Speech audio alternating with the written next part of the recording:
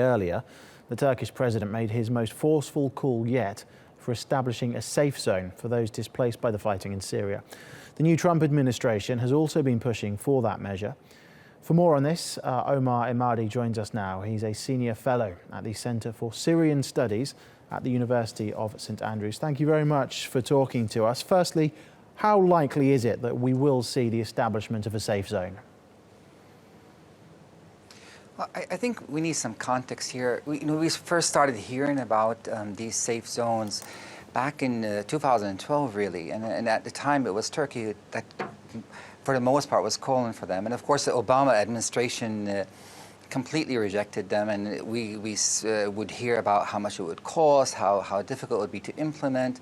And even after 2013, no such calls were embraced by the American administration. Now, of course, in recent times, Clinton, of course, wanted this, and then we started hearing even the Vice President Mike Pence speak of this, and it seemed that Trump at the time, President Trump, was not really interested, but now somehow it has been re-embraced. I think not so much on humanitarian grounds, but on the level of taking care of the crisis of refugees. Of course, that is not to be confused with the Turkish position. I think the critical thing to keep in mind against this background is that this type of idea is almost impossible to implement without having some type of agreement between not only the Americans and the Russians, but also with Turkey on board, because all of these parties have very specific concerns related to how this can be implemented.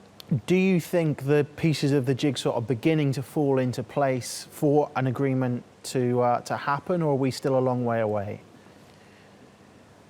Well, it depends on what we're really talking about, because you see, we've had experiences in Iraq and Yugoslavia related to what we call safe zones, and the Yugoslavian experience was a total failure, because what you don't want to do is bring in fragile people into an enclosed pocket, because there's a difference between an actual geographic zone like we had in Iraq, where, for example, the southern of Iraq, the northern part of Iraq was basically protected, and between creating a circle somewhere in North Syria and saying, okay, now all fragile people, women, children, those in danger, come to this place that may not be entirely economically viable, and what next?